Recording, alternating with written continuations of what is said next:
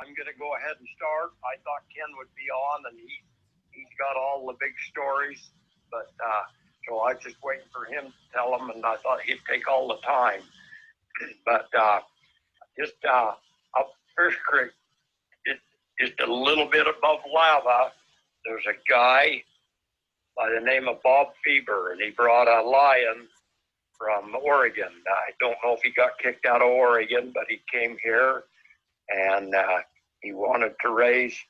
His goal was to raise a white liger, but he had lions, and he had tigers, and he had wolves, and he called the place Ligertown, and he had a bunch of old cages, and he got quite a few of them. He got a lot of lions. They multiplied a lot. He had quite a few babies, cubs, and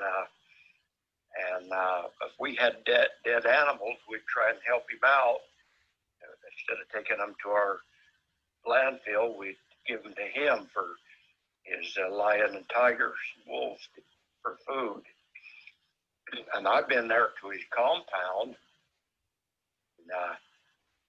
and he'd say, "Oh, come in," and he'd want to show me this stuff. Go inside there, and one time a lion jumped off the top of the building and come running up to me and jumped up on me, and his eyes are looking right in my eyes, had his paws right on my chest. Oh my heck, this is not good. And he said, "Oh, don't pay any attention to him. That's E.T. He won't hurt you." So then he jumps down and sticks his mouth around my leg, above my knee, and I thought he didn't bite. He didn't bite hard, but I thought if he just bit a little bit, it'd bite my leg off. And then I was there. I don't know if it was the same time, but there was a couple of males in a pen in there that were fighting, and they just roar, just roar, make a big loud noise and slap at each other. And I thought, my gosh, this is kind of scary. This is not safe in here. All they had was just they're in a little chicken wire pen. I thought they could rip this chicken wire out in one swipe and eat you in 2 minutes before you could do anything. But anyway, we took animals for him so he had something to feed him. Well, I came home from baling hay out in Chesterfield one day. Been out there all morning putting up hay, and I come home, and I'm guessing it was probably about 1 o'clock in the afternoon, and there's cars as I come up I was on the Blazer Highway, and as I was coming up not too far away from Highway 30, and I see cars stopped all along the road. So I stopped to see what was going on, and there's helicopters flying all over above in the sky, and I asked the person, I said, "What's going on here?" And I said, "Well, the lions and tigers are out." And so I looked over there towards Ligertown, and they had cops and fire trucks and all kinds of stuff going, lights flashing. And then they had yellow ribbon around the place, and it was something else. And it was such a big deal that it didn't just make national news, it made international news. They were reporting it over in Europe and other countries. But anyway, these lions, I don't know if he got his water turned off because he didn't pay the bill, but anyway, they didn't have water. So they tore a hole in their pens, and they'd go down to Fish Creek to drink. And I don't know how long they'd been doing that, but they were coming back up because they could get their food. And I don't know if he was maybe not feeding them all he should have, or maybe they kept getting braver. But then they started stalking the neighbors and their neighbors' animals. And George Egley lived just above there, and he shot one that was right there in the neighbor's yard. He shot a lion, and he was there when the report came to the police, and the police come and told him to get out of there. They didn't want him there, didn't want anybody there. And while he was there talking to the police, well, all of a sudden he pulls up his gun and shoots a lion that was stalking the policeman, just about ready to jump on him and eat him. And, the policeman said, "Oh, you can stay if you want." So, but anyway, they took all the lions and tigers and captured them and got them away from there. But some of them they couldn't find. Ken got a call at night and said it was from the dispatch from the sheriff's department, says, "Get all your animals in because there's lions running loose." And the next day, we had some yearling bulls that were up the creek, up the canyon. He went up on a horse to get them, and he didn't know whether he should take a gun. He didn't know if it was safe or what. They said there's lions running all over the place. And I don't know if it was about a week or two after this,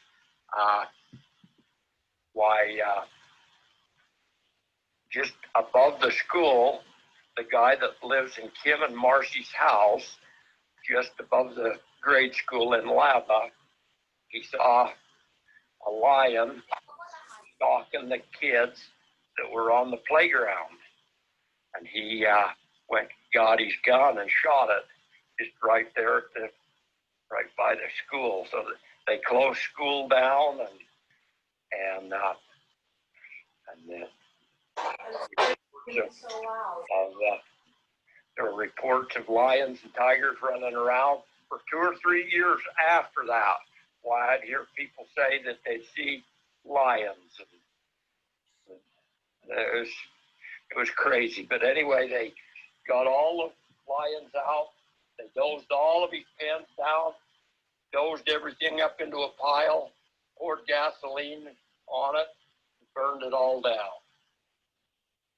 So that's the story of Ligertown. If anybody else wants to add anything, why they can. I'll just add a little. We'll have questions. Yeah, Paul, you got something? You got any questions? Yeah, I ask them. All right, this is Paul. I would go up and see Mom and Dad, and they lived there at the Benson place, and we'd stop in there, and once in a while, Bieber and Dottie would be there, and they were just hanging out in the living room, and sometimes they would leave while we were there, but Mom would always say, and Mom had got shingles, and she was pretty miserable, but Mom was complaining to us and say, "I wish they would go home. They just come here and sit, and they won't go home until we feed them. If we feed them, then they go home, but I just can't hardly stand to have to get up and like feed them and make something to feed them so they leave." But they would just do that. They were nice to them, but it would just they would always stop by to get something to eat or whatever they could. And so one time, as I was stopping in there, I said, "What's that little Datsun pickup was parked along the driveway?" And I said, "What's the deal with that pickup?" And he said, "Oh, that's Fever's pickup.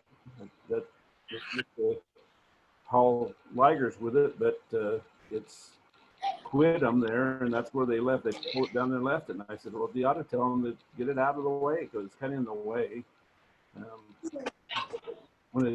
So I said, "Well, next time you see them, tell them if it's not out of there that you've got a son that'll take care of it for them." And it went on for, I don't know, probably 6 months or so. And finally I said, "Okay, Dad, I'll take care of that. And so I went up there and cut the bed off of it and made me a trailer. I needed a trailer to haul things behind the van, and so I got that, and then I was able to go get a camper shell, and so we used that to haul our camping equipment and girls camp. I still have that. I have a different top on it now than I had before, but we used that little Dawson pickup bed trailer and used it to. So that's I have a trailer that hauled ligers and chickens and whatever to feed the ligers. So that's my contribution. So I have a question. Did they ever actually cross the lions and the tigers to get ligers, or were they just separate? I don't ever think they got a liger. They had lions. I've seen lions. Well, they had around 20 lions, I think, when they finally cops come in and rescued them. But they had some tigers. But to my knowledge, I don't know of them getting any ligers. I know they had lions and tigers, but I didn't ever see a liger. Hmm. But that was their goal, was to raise white ligers. All right, well, we got Kim, who might have some stories, and it looks like we got Ken and Colleen joined us now. So, Ken, if you have anything you want to tell us, you can unmute yourself and talk. You or Kim.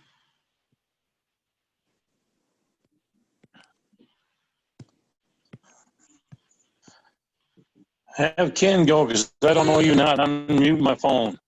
Oh, we can hear you, Kim, so go ahead. Oh, now we can't. You talk about to me or Kim? I was trying to get Kim to go, but then I think he got muted. So yeah, we can't hear. Well, I can go if you want me to. Yeah, you go ahead, Ken. Okay. Okay. I don't know what Jim has said, but there was a man came here with some exotic animals, cats, lions and tigers from Oregon. I think they had kicked him out of Oregon, so he settled on a little piece of ground that he did not own. He was renting it, I think, as you go up the Fish Creek Hill, as you turn off to go up to Egley's, right there just off the highway. His name was Bob Feber. And either then or sometime soon after that, he had a live-in girlfriend named Dottie. I believe she was from California. So like Jim said, I heard at the end of what Jim said, his goal, or what he said he was going to do, was raise white ligers because they were exotic and worth a lot of money. He had no money, and neither one of them had a job. I think I don't know what they lived on, but he made some pans out of chicken wire and some old boards that he would scrounge from people around. And I think the first time we saw him, he came to our place when we were lambing and wanted some dead sheep to feed his lions and tigers. And so we were happy to give it to him. And then he got so he would not take a sheep unless it was skinned, and he was too lazy to skin it because he said his lions and tigers didn't want to fight through the wool.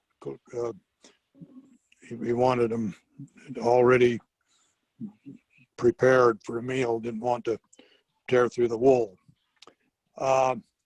One spring, we bought some,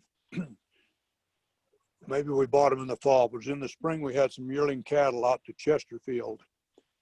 And we got a phone call saying several of them had bloated. So we went out there and and a whole bunch of them had bloated. I think there was 18 bloated. So me and Jim, it was just a sickening, tragic affair for us, quite economically important. And so we winched him into our livestock trailer and took him to him, Bob Feber. And that day is when I got turned off from him. He said, this is great. This is what we've been praying for. So that was a terrible disaster to us, and he'd been praying for it. So they kept increasing and breeding and increasing in numbers, and so he would keep building on with chicken wire and old boards at each scrounge. He also, in the beginning, would pick up deer that had been hit on the highway, but the Fish and Game finally stopped him from doing that. And he would go to dairy farmers around and get their dead calves.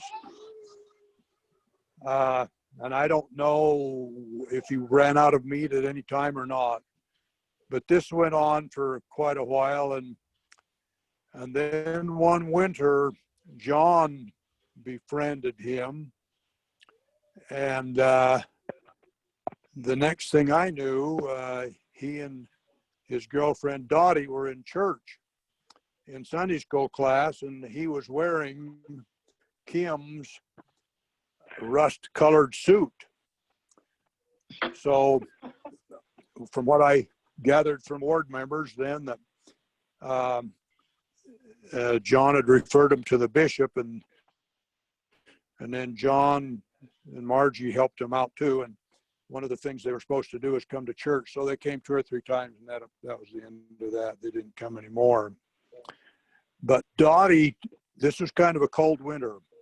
Dottie told Margie, she said, we didn't know what was going to happen to us first, whether we'd starve to death or freeze to death. So that's the meager circumstances they were in. And of course, John and Margie and the ward came to the rescue. And that was a little bit before the big fiasco with their cats. So he wanted some dry straw to bed his cats in, and so we let him have a bale or two out of the barn. But then he wanted some on a regular basis, and we wanted to keep our dry straw bales in the barn for when we lambed. And so we bought a stack of straw out in Lund, after you go down off the Fish Creek Hill going east. Out there's Nybar's had a potato farm, and they also raised grain, and we bought a stack of straw. So we told him we could get some straw from there. So we went out there and just literally tore the stack apart, tore all the top bales, anything that was wet, and just tore right into the center of the stack and got some nice dry bright straw, and just left the other in a pile to be weathered. And that really turned me off from him. I realized that he was nothing but a cockeyed public leech, lazy and a leech. So then we get up to, and I went to his place one day, and he took me in the compound, and boy, I was nervous. There was the full-grown African lions there looking at you, and they looked to me like they were kind of hungry, and all there was between us was a little flimsy piece of chicken wire. And Jim, I had closer calls to that than that. Did you relate that already, Jim? I did. Okay, all right. Okay, so then it was in the fall, I guess. And the person that I got most of my information from was George Egley, who lived just up the Fish Creek, about a half mile or a mile from Feber.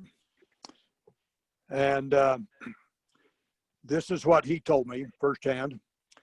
And I don't know who saw it first, but he got so many of them he couldn't keep them fed and watered, and so they got a hole in their pen, and they went over to the canal, the Fish Creek Canal, to drink, and then would come back. And somebody realized that and reported him, and so the law enforcement people came in, and I guess when the law enforcement people came in, why it made the lions and tigers pretty nervous, and you had some wolves then as well. And so it caused some real nervousness with the animals, and they reacted and got a little ferocious. And one of them attacked him, and he had to go to the hospital. So now we've got these lions and tigers running around all over, in and out of the pens, and he'd gone to the hospital, and the sheriffs were there with their guns, and they didn't really know what to do. So George Egley, he comes down in his pickup truck with his gun. I don't know if it was a rifle or a shotgun. And he was standing there talking to one of the law enforcement people, and the law enforcement people says, we don't need any help here. We don't need any citizens here. You go home. So George turned around to his left, and he saw a lion crawling toward him, and the deputy sheriff in a crouching position with its tail wagging in the attack mode. And George whirled around with his gun and shot it. And the law enforcement man says, you better stay here. So George stayed with him, and that had come from the direction of the hill, from the east down. He'd been up there, I guess, in those cedars, and he came out, and he was right about 20 feet from him, crawling toward him in the attack mode, when George noticed him and whirled around and shot him. So then that really threw the panic into people, and the animals. They just went berserk. So they were shooting them, and the law enforcement people were shooting them, and then they didn't shoot very many, I don't think. But they had somebody come in with a semi and some cages, or a truck and some cages, and then I believe Feber got home. I think he got home, but now he was kind of afraid of them, because they obeyed him, but then one of them attacked him, bit him up, and so then it just became a disaster area, total disaster, dangerous place. So and I guess Jim told you about him coming home from Chesterfield Bailey, and all the commotion and excitement was going on there. So it might have been that night, but in the middle of the night, I got a phone call from the sheriff's dispatcher in Pocatello saying that there's some cats loose. They might have told me what it was, what they were. They might have said from where, so that I would take it seriously. But they said, we recommend that you get all of your animals in your shelter. And the next morning, I was supposed to go up the creek to get some yearling bulls that we needed to deliver. And I had to do it. I had to do it the next day. And so when morning came, I knew the horse I was going to ride up there, and he'd never had a gunshot around him. And I didn't know whether to take a gun or just take the horse. So I did not take the gun, but I'll tell you, I was a little nervous. I didn't know where these things had gone or how hungry they were. They'd come up over the hill, but anyway, I rounded up the bulls and got them home and didn't see anything. Then So then it got world attention, not only national, but hit the world news that these lions and tigers were out and running around and not under control, and nobody really knew what to do with them. They didn't want to kill them all, and they had zoos call up and volunteer to take them. But I think they went to California and were under some protective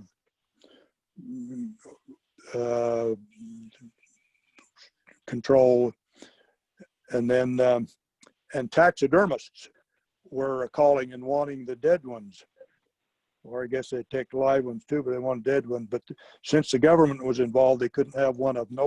Nobody could have one animal, dead or alive, out of there. Nothing. It was just an absolute governmental, stupid bureaucratic thing. So they finally got them all under control, either dead or alive, and shipped out of there. And then, did Jim tell you about a week or 10 days later of the one over by the grade school? Yeah.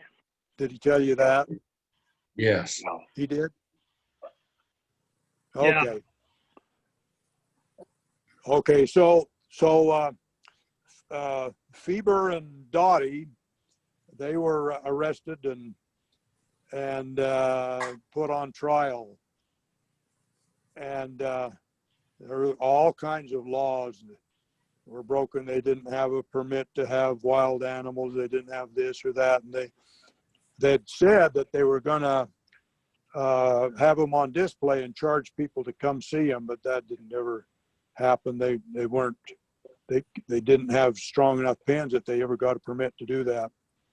So anyway, they went to court and were charged and convicted. And I don't think either one of them spent ever a day in jail, not a day. So she went to California. They split up. Bob and Dottie split up. She went to California and he went back to Oregon, where he came from. And somebody told me that he was into exotic animals again. Now, one thing George Egley told me before any of the blow up, before any of the animals escaped, he said a semi stopped there in the evening, and it had I think an Alabama license plate on it. He said a man got out of the semi. He didn't get immediately out of it when he stopped, but it was a few minutes. And then he got out of the semi and he had a brown paper bag. And he went into their trailer house. Bob and Dottie had a trailer house and their pens were built around it. And sometimes they had lions in their trailer and sometimes they didn't. But George saw this man with a brown paper bag go in there. And the next morning, the trailer was gone. But he knew enough about it and then put things together. So I don't know how accurate what he said is, but he said he was confident that what they were doing is the guy that got out of the semi with a paper bag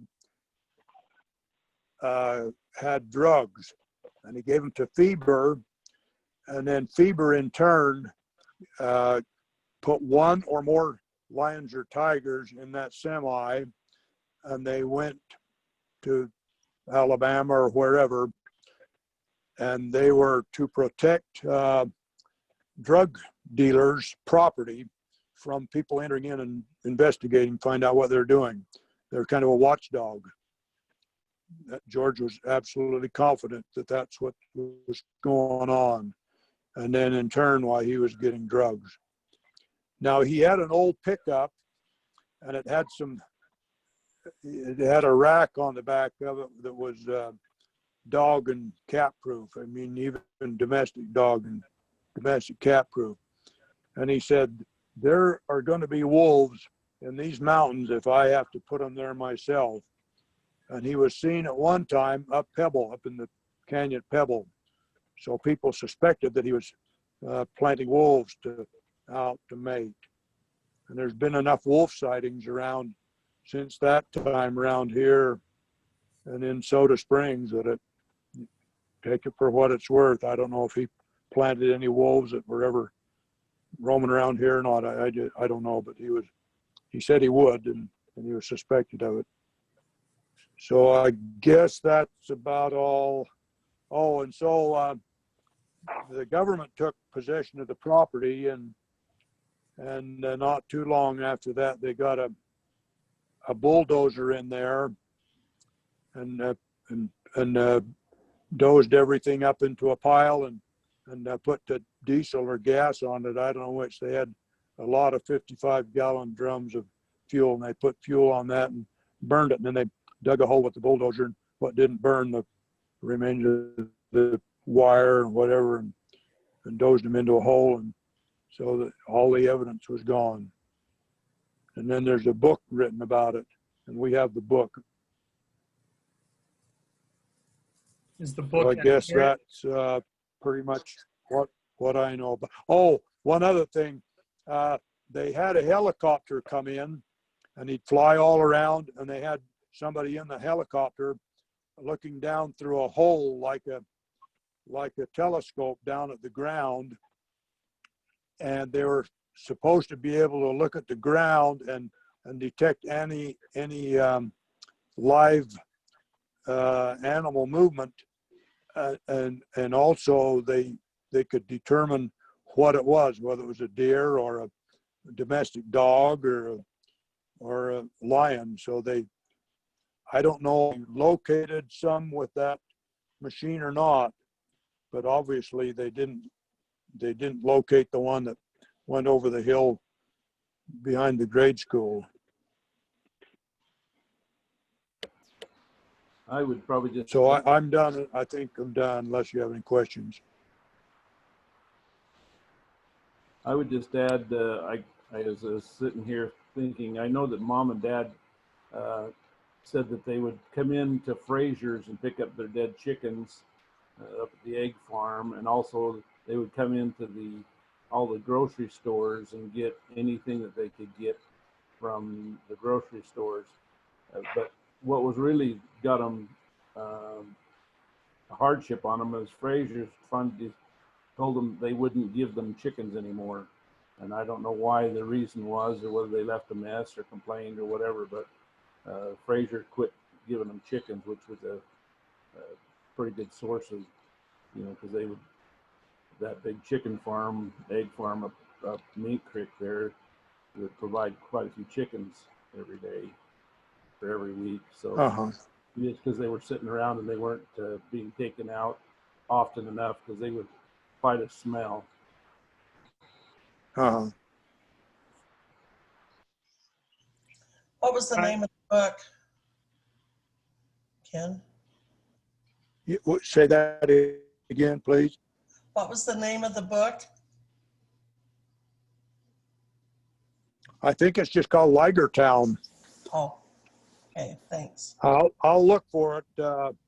I know we got it here somewhere here at home. I'll look for it, but I think the name of it is Ligertown. Oh, okay, thank you. All right, sounds like we got Kim. You ready to tell your side? Can you hear me? Yeah. Okay. Well, some of mine got told. I gave them, my dad said I should give them, they wanted to go to church, and but he needed a suit. And so I gave him a suit that I had. I had 2 Sunday suits, and he got the one that paid best that he was going to go to church. And I remember we were going to give them missionary lessons, but they had to get married before they could get baptized. So I think we gave them a missionary lesson or 2, and then they were going to try to get married, and then we were going to carry on, but then they were going farther. But they brought a little lion kitten to our house and wanted to give it to Drew, and Drew wanted it. And no, when we wouldn't let him have it, he was just crying. He just wanted that little. It was the cutest little thing you ever saw. It was this big. It was a kitten, and just barely. They said it was big enough to wean it. We could feed it on a bottle, and Drew wanted that cat, and we wouldn't let him have it.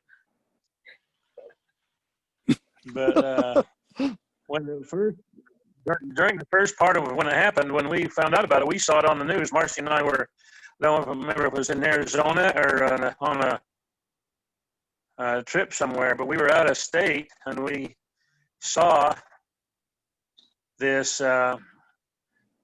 these lions in lava, and we were just shocked. We were surprised that was going on, and we come up to lava.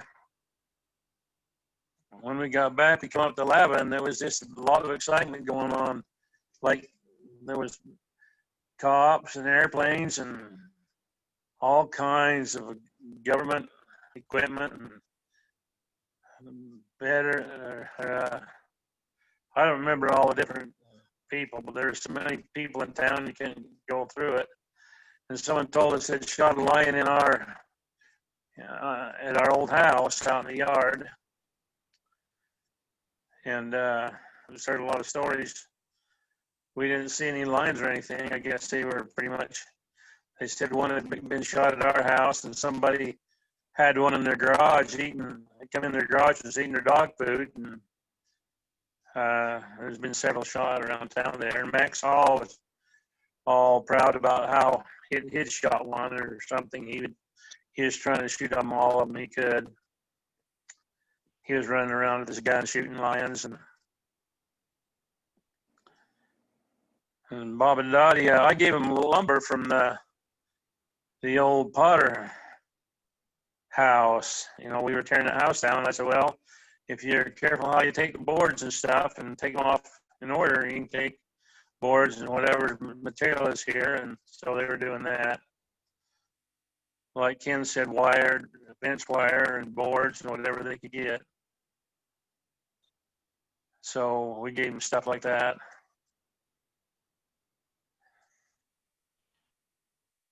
But we heard more on the news than we did any other place. And of course, people that we knew telling us about them. I remember hearing a roar once in a while when we were hunting deer up on the mountain above lava on the fireworks hill. We go up there and you can hear the roaring, the roar of the lion once in a while.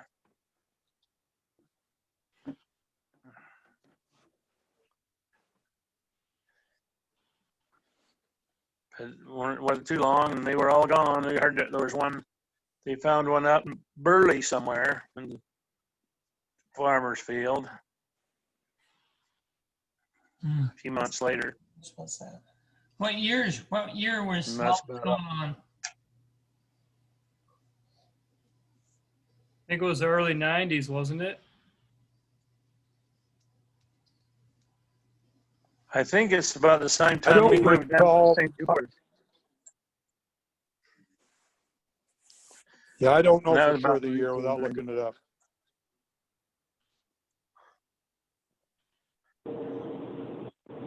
I didn't know the people, but I was in Canada at the time, and I had one of the guys, there was a farmer in Canada that came into the shop one day and said, "Hey, do you know these people? You're from Lava Hot Springs."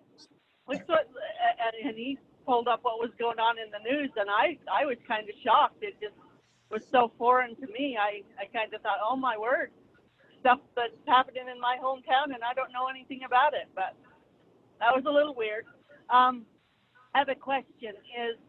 Was there any livestock that was lost that anybody knows of?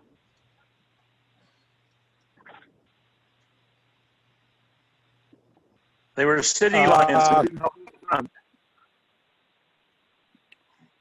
If there, I believe, Luana, the first alarm was that Lavinna Long, who lived just up the creek from them, would be the first place up the creek.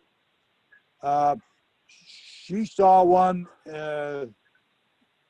with her pigs in her pig pen, and I don't think they killed the pig, but they apparently were about to. I can't remember if they killed any pigs of hers or not, but I believe that's when the first alarm went out that they were out loose and hungry. The date on the Ligertown start was April 1st, 1995.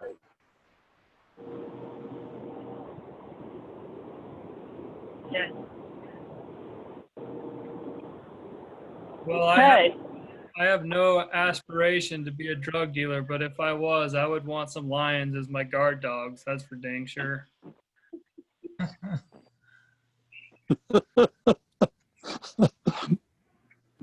Now I know that the one probably the one that Jim said was E.T. that had access to the house, and that lion would sleep with Dottie up on the bed at night. That's how they stayed warm sometimes, I guess. That's what I need so I can stay warm, huh? Not in my bed. Oh, I know when I would take dead animals there, and I'd see Bob's pants, they were just shredded. Lions had shredded his pants.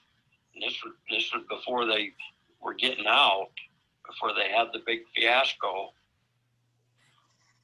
And one of the helicopters that was flying around when there was all the cops and fire trucks and all kinds of search and rescue. There's all kinds of people there. And they had that yellow tape around everything. But one of the helicopters that was flying around was KSL. I remember that. And there was a lot of cars parked down around the lava that could look up there. There's a line of cars up there on the Blazer Highway, and that's what I saw. And I just pulled in behind that to see what was going on. The Humane Society was there too, trying to protect the lion's rights. I think you could teach a dog to be loyal, but I don't think you'd teach an African lion to be loyal and protect you like a dog does. There's quite a bit of news coverage that you can Google and look at. A lot of the news organizations have quite a bit of news footage that's available. So what was the ratio of lions to tigers? Were there a lot more lions than tigers? There were. I only saw 2 or 3 tigers. He had I think they got up to about 20 lions. You know, the little ones, the younger ones. There was a bunch, and there were a lot of pens. Just a jungle of old cages and pens and stuff. How many wolves do you think he had? I saw probably half a dozen.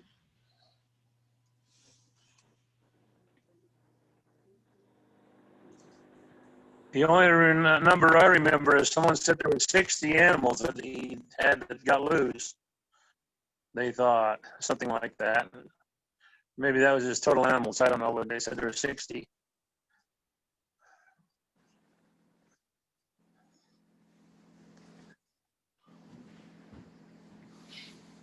I guess I must have missed all the fun because I don't remember any of that. You don't remember anything. Oh, I don't remember anything Joe says, so that's okay. It might be better that you don't, Roy. Maybe so. I think it's a blessing, huh? As long as he doesn't call me the wrong name, you know.